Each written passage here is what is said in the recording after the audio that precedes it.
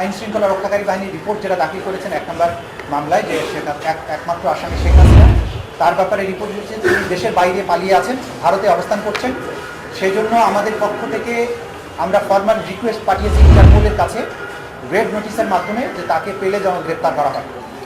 পরবর্তী পদক্ষেপ বাংলাদেশ সরকার ইতিমধ্যে বলেছেন যে এর বাইরেও পদক্ষেপ আছে, যেহেতু তার বিরুদ্ধে মানবতা বিরোধী অপরাধ সংগঠনের অভিযোগ আছে এবং তার বিরুদ্ধে গ্রেপ্তারি পরোয়ানা জারি আছে, তাকে ভারতের সাথে সম্পাদিত যে অপরাধী বহিঃসমর্পণ চুক্তি, সেইটার মূলে তাকে ফেরত চাওয়ার জন্য বাংলাদেশ গভর্নমেন্ট চিন্তা করছেন বলে গতকালকে প্রধান উপদেষ্টা তার বক্তব্যে বলেছেন।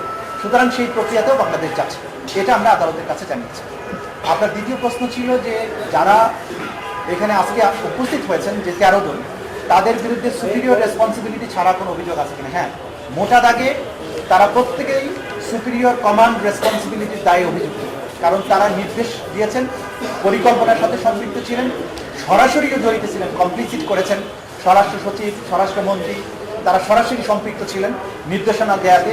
এবং আন্তর্জাতিক আইনে আপনারা জানেন যে অপরাধ সংগঠনের প্ররোচনা দেয়া, প্ল্যানিংয়ের সাথে থাকা, অপরাধ প্রিভেন্ট করতে শক্তি থাকা সত্ত্বেও প্রিভেন্ট না করা, যারা পারপিট্রেট করেছে তাদেরকে শাস্তি দেওয়ার ক্ষমতা থাকা সত্ত্বেও শাস্তি না দেয়া, প্রিভেন্ট করার চেষ্টা না করা, এই সবগুলোই আন্তর্জাতিক অপরাধ ট্রাইব্যুনাল আইন 1973-এর অধীনে আইনে অপরাধ।